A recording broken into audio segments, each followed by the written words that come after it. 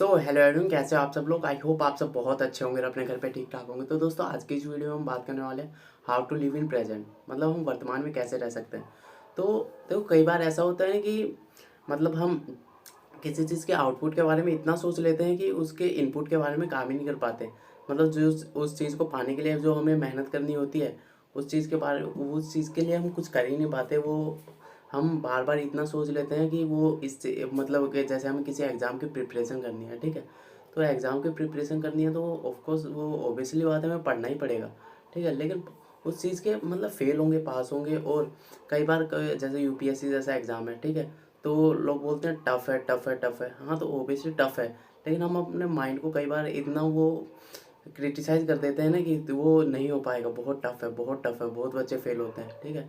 तो हमारा माइंड इस बात को एक्सेप्ट कर लेता है, और जब भी हम पढ़ने जाते हैं ना, तो उसी चीज़ में वो प्रॉब्लम क्रिएट करता रहता है कि हम नहीं कर पाएंगे, बहुत टफ़ है, टफ़ है, ठीक है। तो हम उसमें अपनी पूरी एनर्जी नहीं डाल पाते।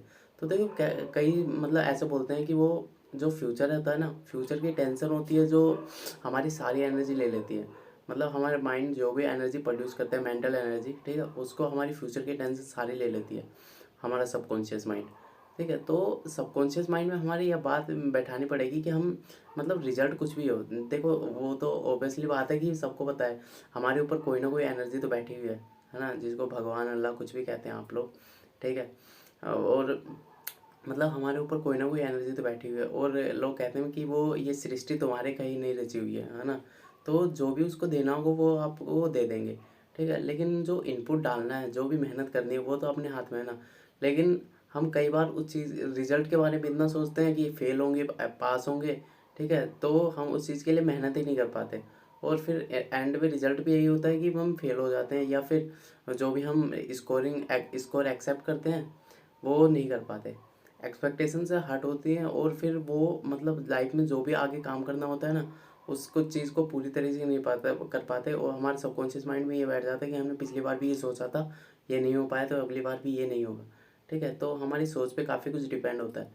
तो हम जो भी काम कर रहे हैं ना प्रेजेंट पे, उसको पूरी लगन से करना चाहिए, पूरी डेडिकेशन से।